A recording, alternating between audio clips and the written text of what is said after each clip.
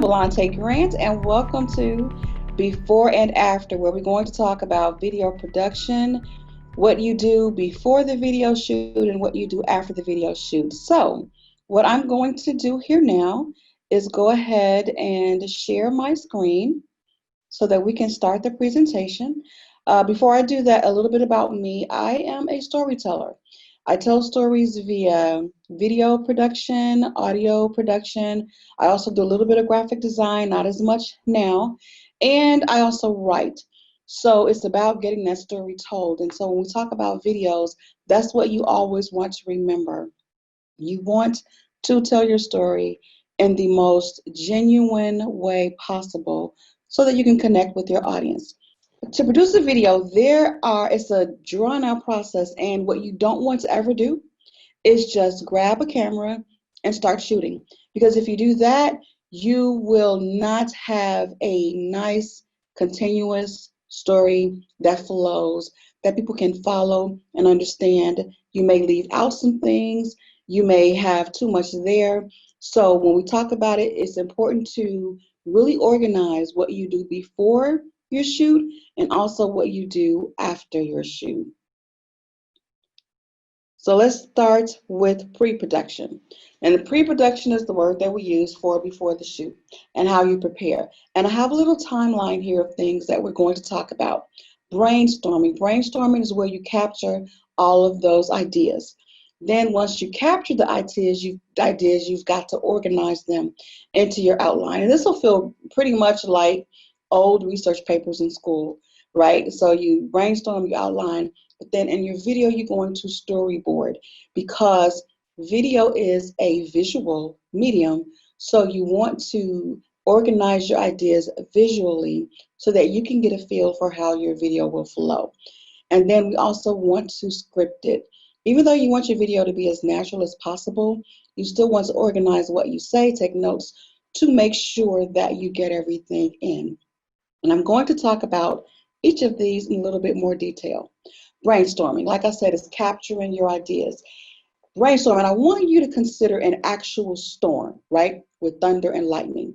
Yeah, the meteorologist can tell you when the storm is going to happen, but in that storm, you cannot pinpoint when that next flash of lightning is going to hit. You don't know, it's just kind of like it just comes up on you. I want you to think about that when you're brainstorming. Let those ideas flow. So your timing is very important. I know for me, I don't know why, I'm trying to sleep, it's 3 a.m., I wake up and that's when the ideas flood. And I usually keep a nightlight and a notepad to just write down ideas. And just like you see the graphic here, I typically have notes everywhere on candy wrappers, down on the bottom of my purse, stuck to stuff, journals, it's just notes everywhere. So when you capture your ideas, you want to be inclusive. Don't discard anything. And if you're working with the team, you want to bring everybody's perspective into the brainstorming. At this point, we're not being discerning with ideas. Whatever pops into your head, write it down, capture it. Be inclusive of every idea. For me, what happens is even if I don't use those ideas, I end up using them in something else. So when you're brainstorming while you're in that creative flow, your mind is generating these ideas. Capture them all, or as many of them as you can, because ideas can be very fleeting. Especially as you get a little bit older, like me, you start to forget what you were doing. Focused. You want to stay focused on the brainstorm, and sometimes that can be difficult. You know, if you have kids, if you have a job, if you have housework, you start looking around the room. Oh, I need to mop. I need to dust. No, focus on your brainstorm. Maybe if you do it in a specific area or you have a power room or something like that. I'm actually here in Studio 300 in the collaboration suite D, and these rooms all have dry erase boards. And I love coming in here and we just draw on these boards. So you want to be focused. Also visual. Sometimes I sketch out things. You know, sometimes I use different colors. You want to be able to visualize these ideas because remember, we're not brainstorming for that research paper. We're brainstorming for something that is visual. So like I love this graphic. I picked it because it has all different colors of paper, and I'm notorious for color coding my brainstorming so that when I go back to it, I know what's what. Quantity, do as much as you can. Again, we're not being discerning here. We're not discarding ideas. You want a whole lot of stuff because once you get into the video process, it's a lot easier to edit something out than it is to try to go back and manufacture more thoughts when you had the thought, but now the thought is gone. You forgot what you were going to say. So quantity, keep it there. And also, finally, again, there is no judgment. There is no dumb idea. You want to let the mind flow. Just let it go and don't stop. So that's your brainstorming portion of the video pre-production process.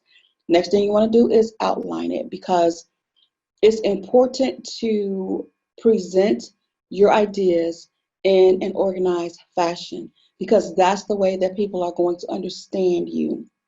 First thing you're going to do is identify your main ideas. And as you go back through your brainstorming, which is why I say keep it visual, you kind of don't, or I don't, maybe it'll work for you, but I never brainstorm in a notebook. It's typically things that I can move around and I can see, or I'll do it on the computer sometimes where I can move stuff around and cut and paste words and put them where I want them to. So you'll see things. The way that your mind works, if you have a project, your mind actually fragments things for you. So when you start looking at them, you'll start seeing main ideas and you'll be able to naturally sort your concepts by main ideas. That's why you want to keep that brainstorm fresh and keep a constant flow.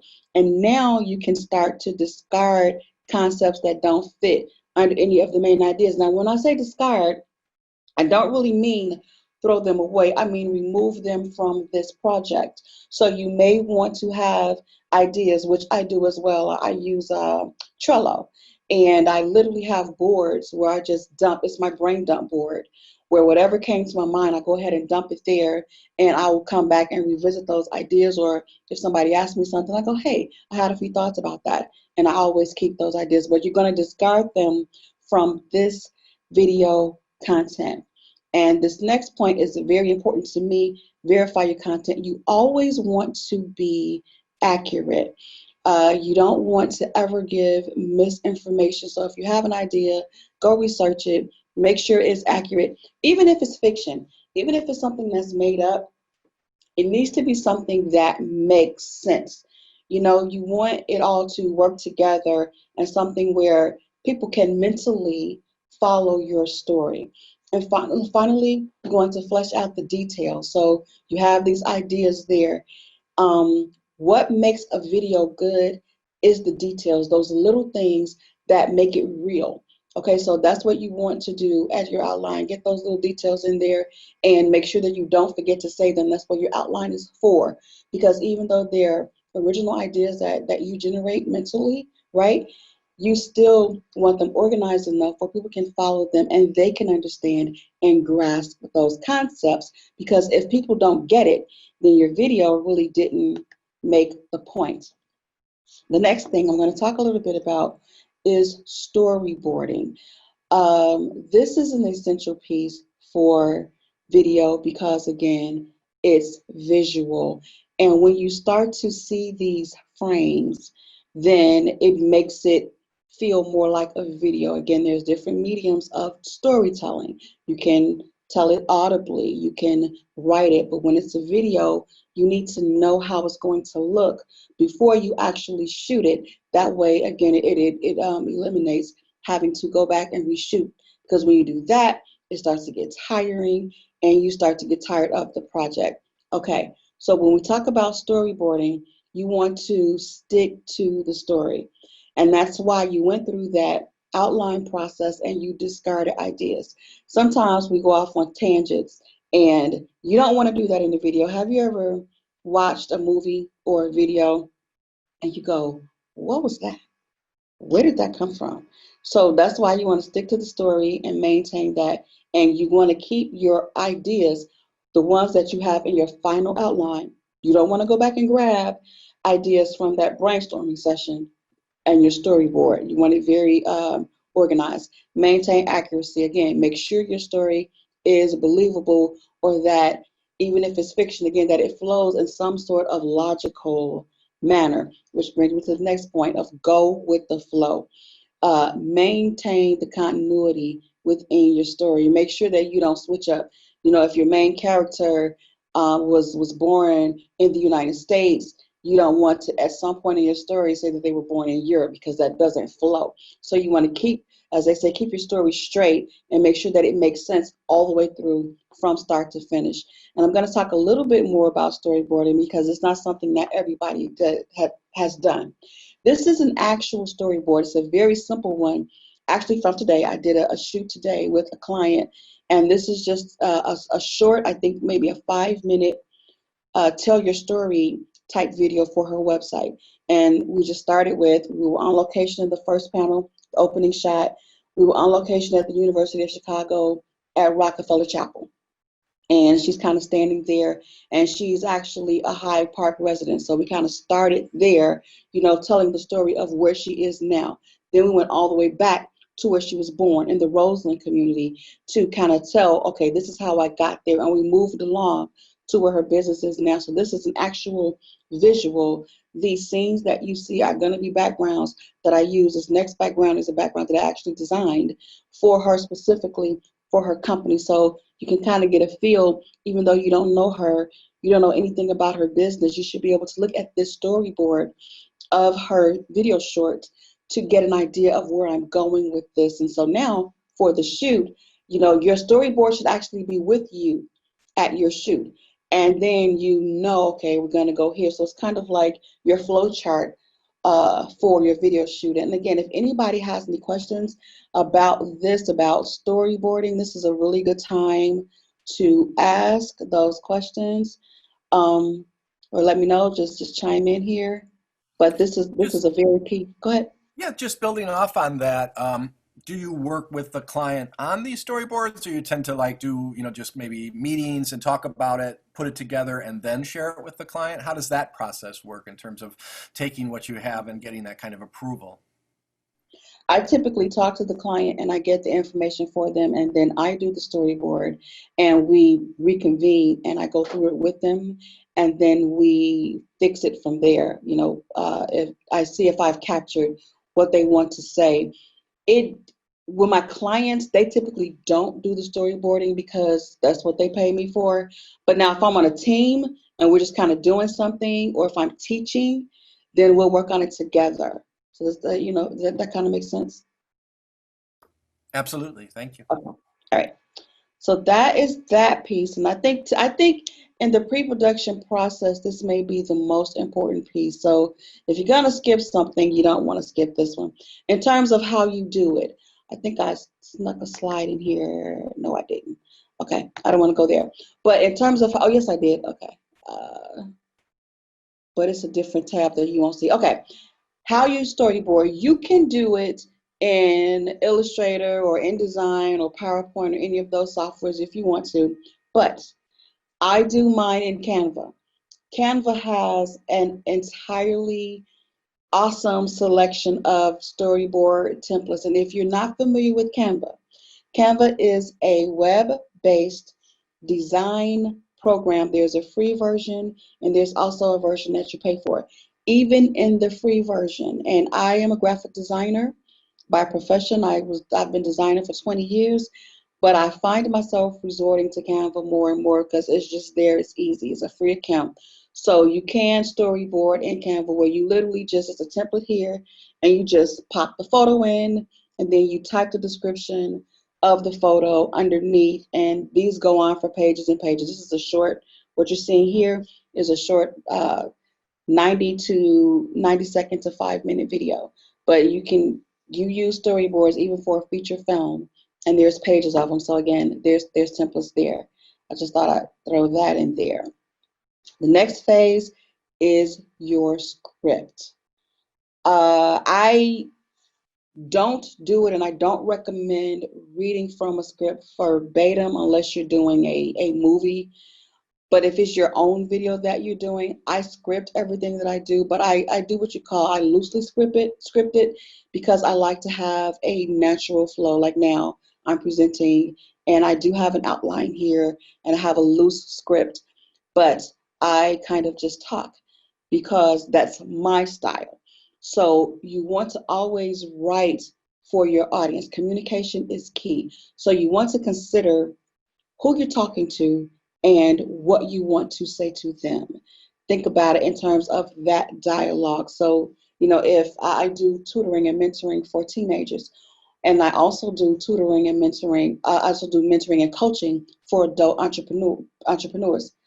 Two very different scripts. I cannot talk to those two audiences in the same way. I can't use the same words. I can't use the same examples. So you want to always consider with your scripting who you're writing for, even if it's the same content.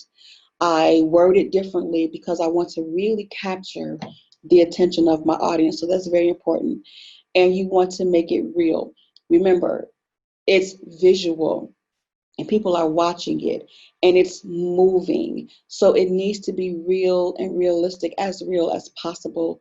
You want people to really get inside your story. You want them to find the content that they're looking for in your story. And you also want to add personality.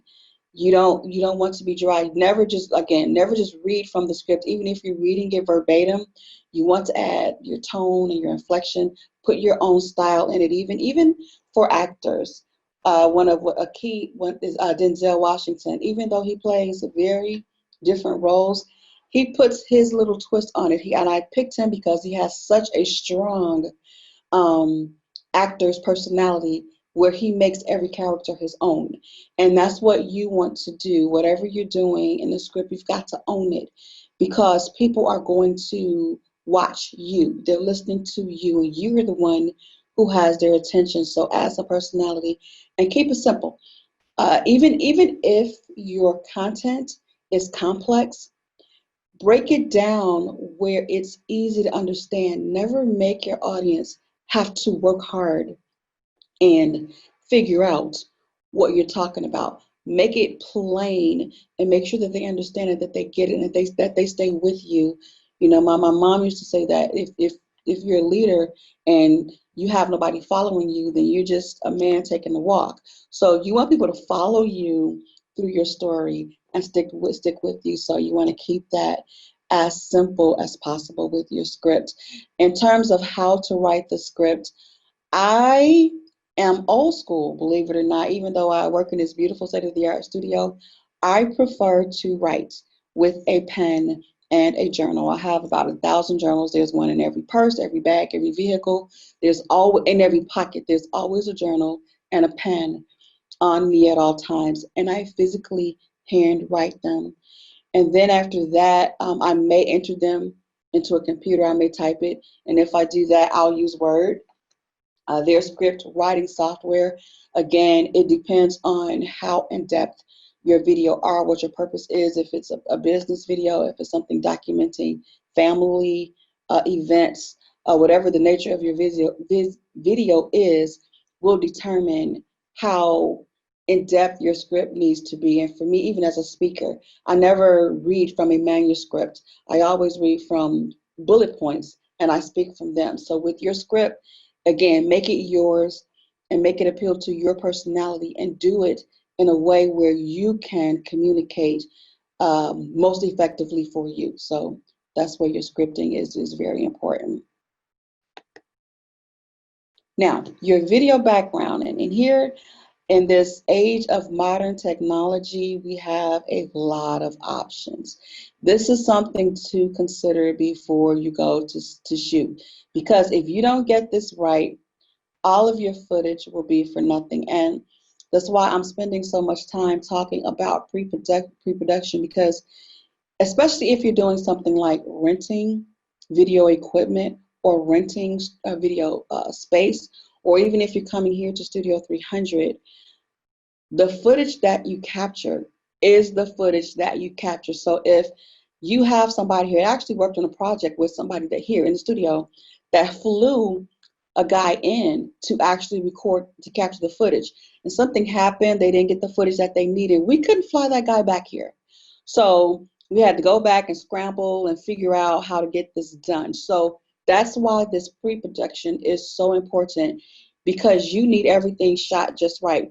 Even with video background, I've been doing this. I think I was the first person to use a studio. So inevitably I learned. I've shot stuff from the wrong angle. I've shot stuff with the wrong video background. And when I went to produce it, I couldn't use it. So your background is extremely important. So I gave you a few options here. A studio, that's a video set where you actually have a live piece of furniture that you're sitting on. You have real windows, and you have the camera set up, and there's a studio there. If you're doing that, it's pretty much all done for you. You just go in, sit down, set up the camera, and that is your studio. It's set. So you can do that. And if that's your background, then you know how you've got to shoot that. You just bring the camera in and you shoot what's there. Okay, are you doing an on location shoot? So now you have things like you've got to worry about different elements. Personally, I prefer to shoot in a studio because the lighting is controlled, the audio is controlled, all of that. But there are times when you want that on location shot where, as you saw on my storyboard, that first picture of the lady outdoors at Rockefeller Chapel, that actually was a video still. And we shot that there because it's just a beautiful location. We could not duplicate that in studio. So on location video is trickier, and you've got to know there's a special what kind of camera you need, what kind of lens you're going to need. Also your audio. Again, been doing this for a few years now, and I've made all the mistakes. One day, it was a beautiful summer afternoon. I had the bright idea to shoot in my backyard instead of coming into the studio. Did not factor in wind. So I shot that entire piece and I could not use it because all you heard was wind blowing. You could barely hear anything I was saying. All you heard was wind. So there's special things that you put on the mic to, and I call it a thing because I can't think of the real name of it, but there's a thing that you put on the mic to keep the wind from blowing across your mic. There's certain angles on the camera that you need. So all of that will be determined, and that's why you got to make those decisions in the beginning before you go to grab a camera and shoot. Then there's green screen, everybody's favorite.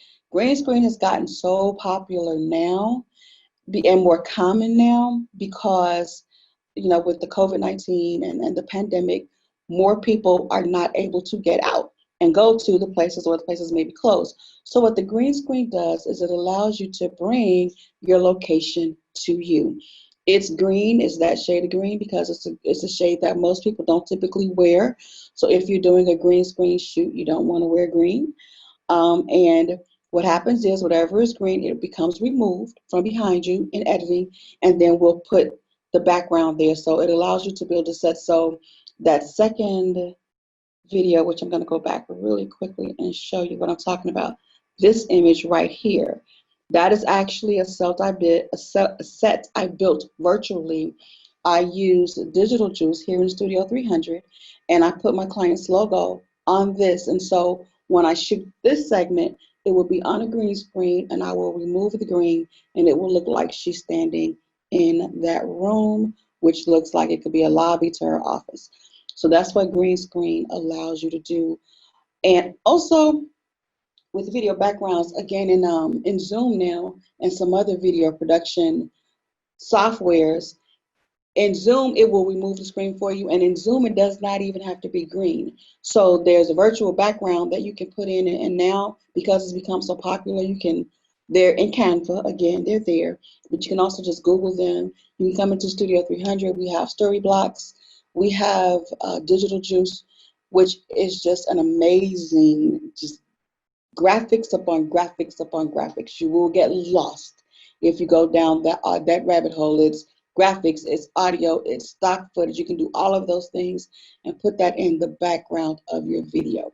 But that is another piece that's extremely important to plan. And now, after you've done that, you are ready to shoot. So now we're going to pretend like we went and we shot our video. And originally, this this program was going to be me live in Studio 300, in Studio BNC, showing you how to use the TriCaster. So before I go into post-production, I am going to talk a little bit about how to different ways to shoot. So there is the TriCaster system here in the studio, which is, I just call it it's a real TV camera. And I did not mean to advance my slide. It's a real TV camera where it's there, it's stationary, and the studio is there, state of the art, and goes straight to the computer. You can pull it off with the hard drive. So it's that camera. You can also use a regular video camera that you take out on location. You can shoot on an iPhone or an Android. You can shoot on the phone. So there's all different kinds of ways to shoot your footage. If you use a powerful camera like the TriCaster, then you're going to have these huge video files. So that brings me to my first point of post-production, which may be the most important point, is to save. You never want to lose footage, because the only thing worse than not capturing the footage that you want is to lose footage that you did capture. You always want to save your footage. And then also, after you save your footage, once you have it, you're going to go in and edit it. You're going to make sure it's right. You know, make sure that every little thing, you'll look at it, you'll go over it, you'll move things around because you want that story pieced together just right.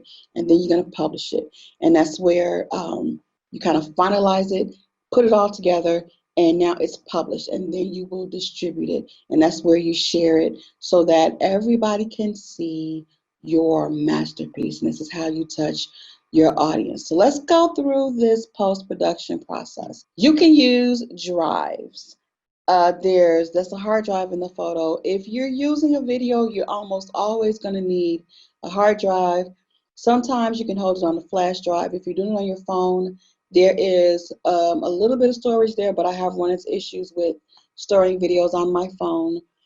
If you're using the camera, there'll be an SD card. So there's all of these different ways to actually store your footage. If you're on a computer, you can drag it, you can put your SD card in and save it to your drive. I recommend backing it up. I typically, because I've lost footage before, so I'm extremely cautious. So I typically have 2 to 3 copies of my footage, and I keep it until I'm done.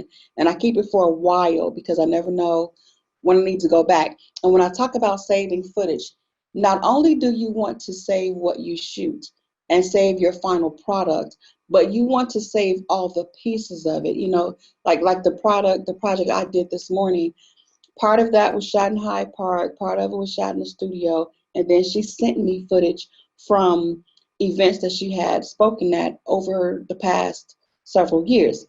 I have all of those pieces of footage saved in a folder for her, because if I produce the video and then the final product, if there is something wrong, I need to be able to go back and retrieve it, because I may have to put the entire piece together again.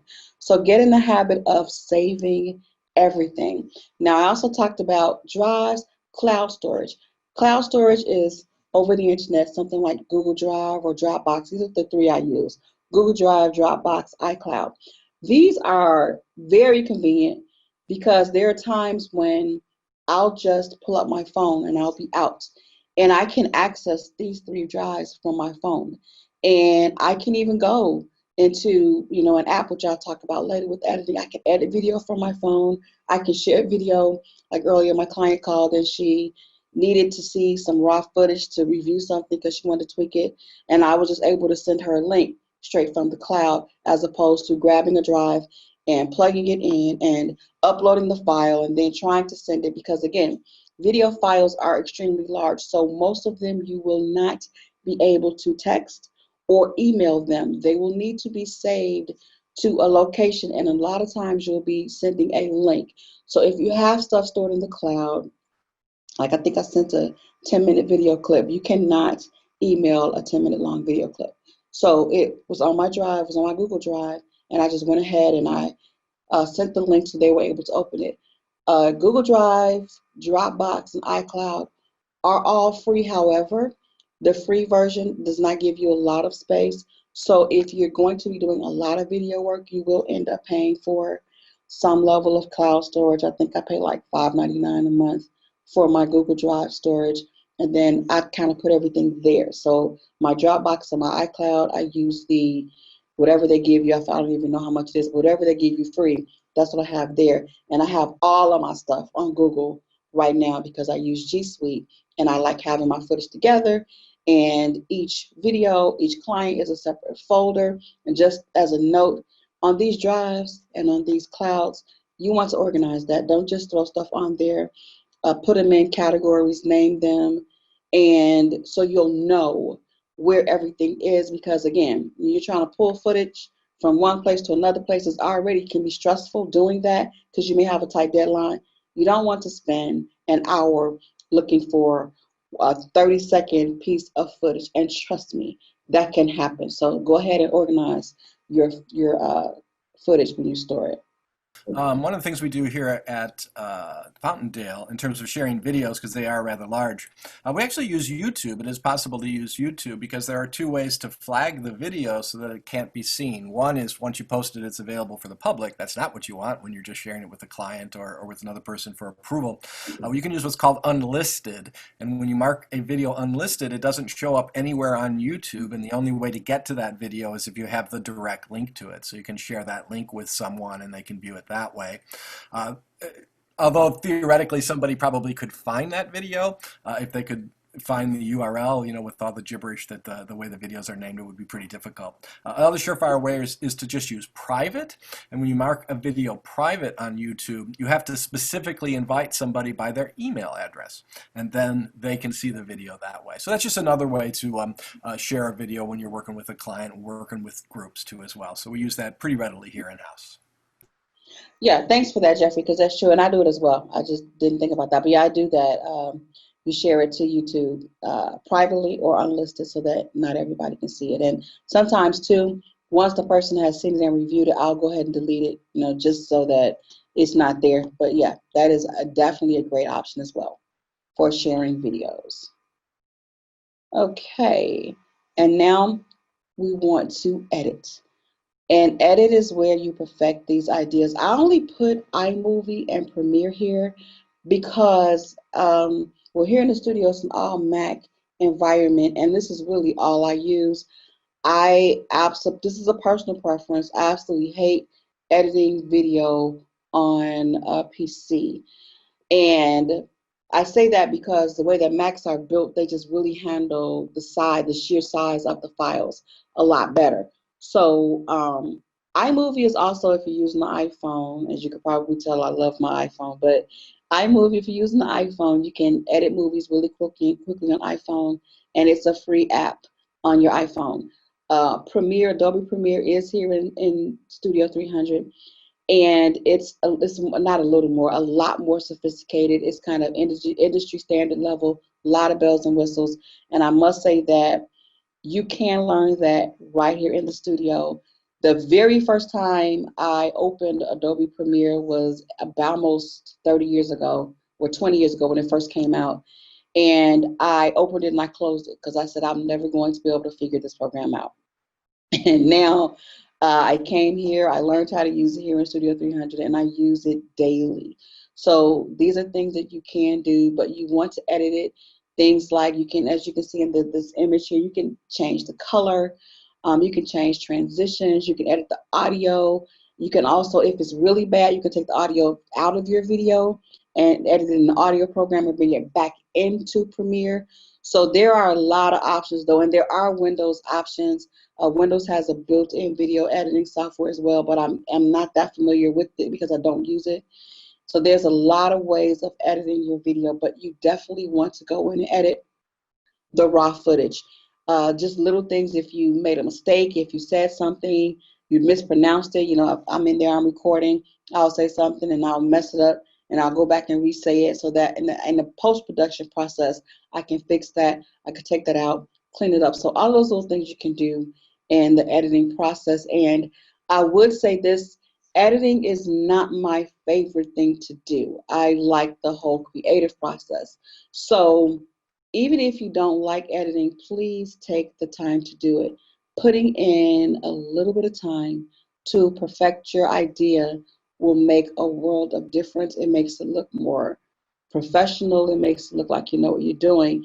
And the last thing that you ever want to do, whatever your industry is, whatever you're good at, you know, you can be a doctor, lawyer, baker, whatever it is you're good at, you don't want the quality of your video to diminish the quality of your profession. So you, whatever it is you're genius at, and you put it in a poor quality video, now it makes it look like you just don't know what you're doing, period. So you always want to go in and edit. So that's the other part of post-production, editing these videos.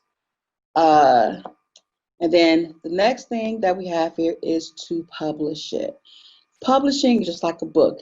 It's when you make it available. It's available to the public. You have taken all of the restrictions off. It's just your finalized product. So once something is published, it should be done. And yes, inevitably, there will be times that you will publish something and you go, oh, I didn't see that. And you need to go back, make it edit, and republish it. That is not the end of the world. But ideally, when you publish something, you want to be finished with it. It says, this is my work, this is what I've done, and I want to share it with you. It's available for you, and that's what your publishing does. And the thing about now with the video and the internet, oh my goodness, it has made it so easy to publish your content. It's literally, that's why I chose this graphic. It's literally as simple as clicking publish and bam, you're published. So you want to get it published and after you saved all your edits. Now, to distribute it, there are so many avenues to distribute it, and depending on your objectives, I recommend using them all. Okay, so to distribute video, you can use, I use YouTube. I have a YouTube channel, so that's primarily where I distribute everything to YouTube. You can also use Vimeo. I choose to use YouTube, and it doesn't really matter which one you use the most, but I am a YouTuber, YouTube content creator. And then wherever you distribute your ideas, you want to share them on social media as well. Again, it depends on your objectives though. If you're just doing something small for family and friends, then you don't have to distribute it widely on social media like that. If you're a business and you're trying to generate leads and you're trying to gain exposure, if you're an artist and you want people to see your monologues or you want people to hear your music, yes, you want to distribute across as many social media channels as you can. Social media sites like Twitter, Instagram, they have video length. So what I, restrictions. So what I recommend doing and what I do is I'll just take a clip from my video, you know, what I think is the best clip, and you share that clip and you put a link to the YouTube or to the Vimeo or wherever place that full length video is housed. And that's how you distribute your ideas. That's how things go viral. You know, maybe you've got something in your video that is going to go viral. So you always want to distribute your ideas. And this is important because a lot of times people do put together really nice videos and never really, nobody ever sees it. You know, and if it's just for you and you want to feel good about your accomplishment, that's great. But if you want people to actually see it, you've got to make the effort to distribute it. And I think that's something that a lot of people don't realize. You know, I hear people tell me all the time, well, I did this and nobody saw it, or you'll see a great YouTube video that has like 5 views. They published it, they put it out there on YouTube, but they didn't distribute that YouTube link. They didn't publicize it. So that's how you get people to actually watch your video and follow you and become engaged, which is exactly what I've done here. You know, I came in here and I went through all of these steps here in Studio 300 and I learned how to do all of it. And then I started distributing it and it just grew until I was able to get a really good following. So that's pretty much my presentation about before and after. I'm not sure if anybody has questions I can do, because I was thinking to take this time to answer specific questions to what you may be trying to do instead of just giving a general overall. So are we having any questions? Jeffrey, is there something you specifically want me to address? Don't have any questions. People just, taking it all in and saying, that it's something to think about. I think there are a lot of steps to think about. Uh, I guess just a question from me. What was the one thing that convinced you that this is what you should do, that you need to step back and go through these steps and that you ultimately got a finished product? So, maybe back up as to how that happened. Oh, yeah, I can answer that. That happened because of a few video disasters. To me, there's nothing more frustrating than coming in and shooting something and sitting down to edit or trying to distribute and realize that you don't have what you wanted. That's what made me go back and figure out a process. Just I tried it and it didn't work. It was chaos, and I like order. I don't like chaos. And Jeffrey, there are people who function like that. They'll go and they'll shoot something, they'll shoot it over, and they'll keep.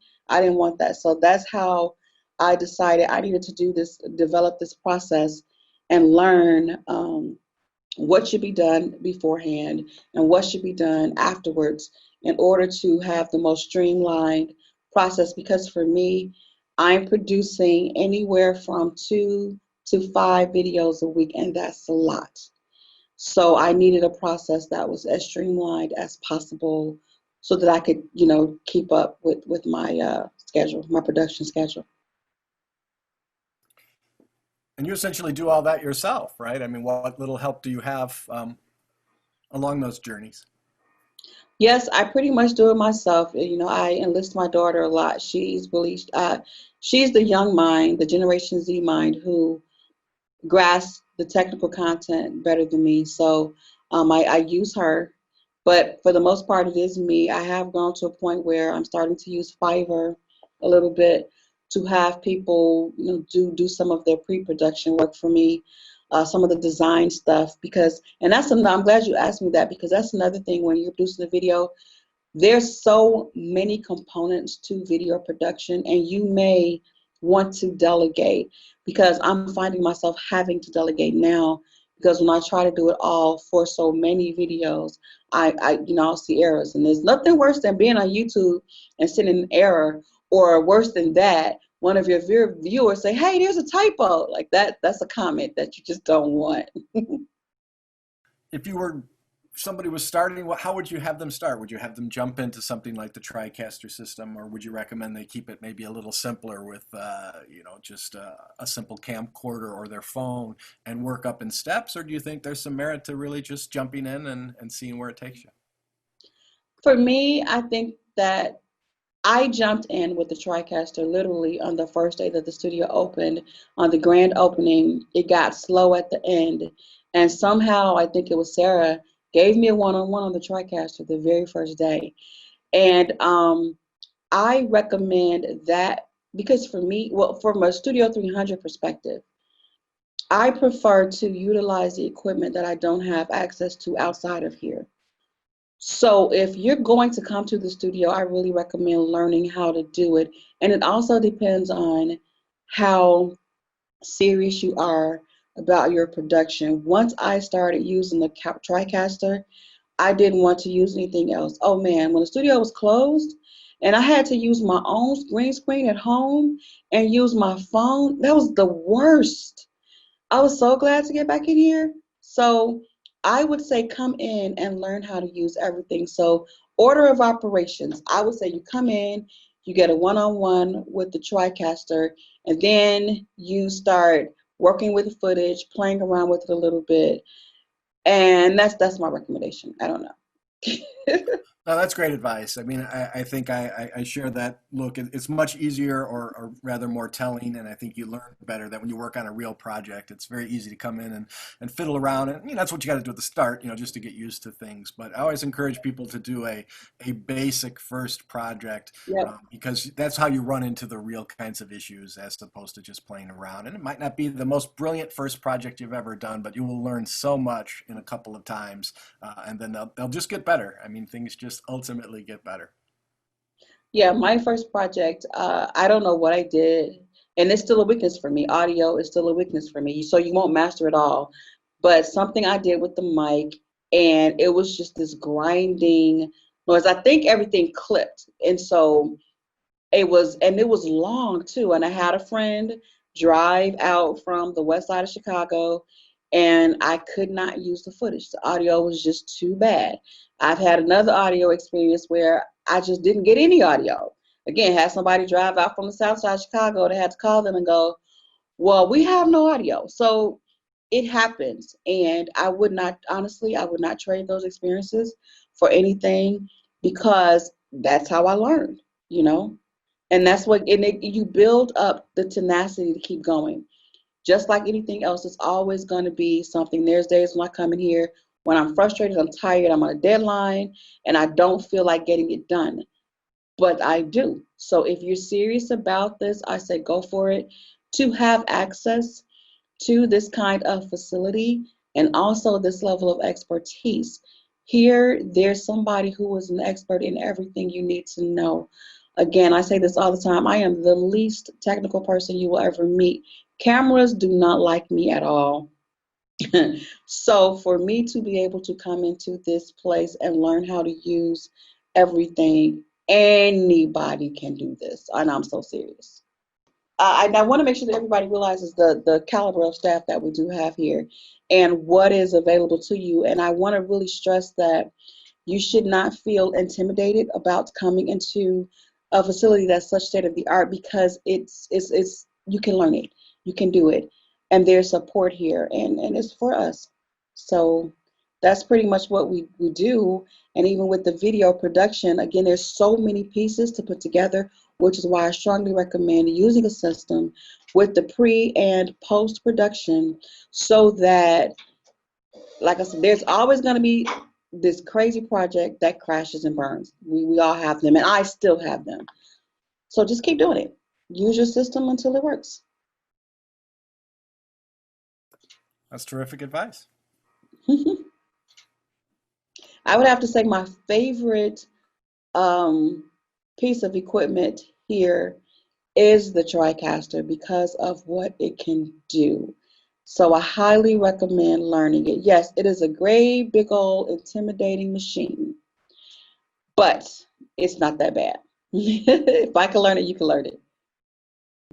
And there really is no shortcut. And this one piece that I do want to say, there really is no shortcut. And even when you render, which I didn't use the word render, but in that post production process, when you publish, rendering takes a long time. And I've even had that happen where I edited an entire video and I didn't have time to render before the studio closed. So I would also say have some patience, and like you said, it takes time. So allow yourself the time that you need in order to get the job done. So yeah, that whole thing. Video is not something that you can just do it really quickly, unless you're just using your phone and shooting straight up to YouTube from your phone. But for a quality video, it is going to take time. And sometimes the thinking, the thought process is that, oh, I'll just skip all these steps, right? And just go shoot it quickly. Trust me, the problems that will arise will make it take as long as it would have taken if you had just planned out your video. I don't have any other questions. No other questions coming in. Is there anything else that you wanted to share?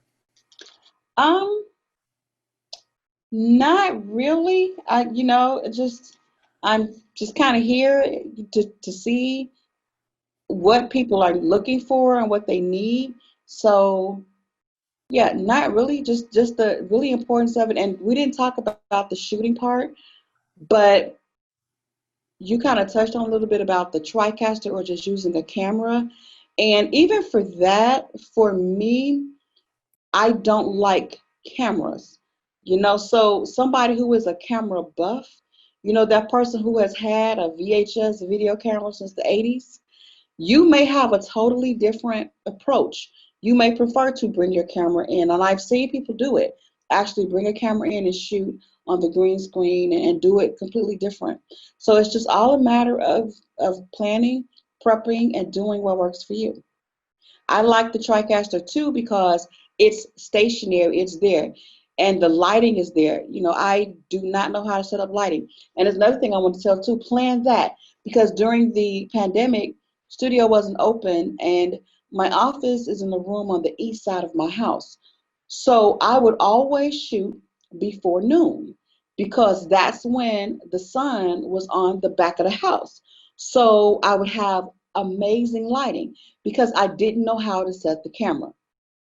So I would use my iPhone or use a camera in just a regular mode because I don't know how to do all those settings. And I knew that I could get perfect footage every time based on where the sun was. Now in the afternoon, sun moved to the other side of the house. The lighting in that room changed. I was always getting grainy footage. So it's little things like that that you've got to do to make it work for you. And you've got to know your strengths and your weaknesses. And I know I don't shoot well. I know I don't set cameras well. So if I'm not working with a partner who can do that, then I do something different because I know that that's not my strength. And I won't even say that I'm going to try to learn that. I'm really a fan of doing what you do best and delegating the rest. So you'll never see me, Jeffrey, in a photography class because I'm just not good at it, or videography. So that's something to remember as well. Did you want to take a moment to talk about, your channel in that? I know you had another presentation about that. Did you want to talk about that a little? Sure. I have my YouTube channel, The Sanctuary Academy, and it is a motivational, inspirational, somewhat spiritual channel. I started with a Sunday school class, and I'm really excited about XYZ and beyond, which is kind of what I'm building during this residency. And I finally, in the last session, the open hours, I finally got the logo together. Because for me, it's not real until I see a logo. So I did that, and I came up with a concept that I'm going to share here where I'm sure, so XYZ and beyond is bridging the gap between generations X, Y, and Z because there seems to be so much difference. And I think a large part of that is technology based, even though the same principles of life apply, but young people today have access to so much more and everything moves so much more quickly. So I'm really trying to leverage that. So I'm starting a new series where it's all going to be mobile device driven. So the footage will actually be texting. You'll see a cell phone screen. It'll be all shot in the story size, like portrait mode, and it's really geared towards the millennials and Generation Z, where it'll be up on YouTube, but it's in the vertical format, which is the same as the story size for Instagram and for Facebook. And everything is going to be a story or a text thread. So instead of hearing a lot of dialogue, you'll see text messages, text threads going back and forth with the emojis, and all of those things. And then there'll be stories where we're capturing images. I'll use some stock images, and we'll also shoot some of that to go back and forth. And so it's a different format that we're really looking forward to. I kind of worked with my daughter and some more teenagers because I was watching them one day, right? And I'm going, how do you just sit there and read a text threads all day? Just back and forth, you're reading text threads and stories from your friends. And so we decided to make that a production since that's their mode of communication to kind of bridge that gap between the years, the experience, um, the expertise that we have as older people, translate that into the language that they speak, and kind of find different ways to bridge that gap. So that's what we're going to be working on for the next, 6 weeks? So thank you. This is absolutely fantastic, Val. I really appreciate you sharing your journey with us and being our artist in residence. You're just an amazing artist, an amazing storyteller. We couldn't be happier. Thank you so much for sharing today. Thank you.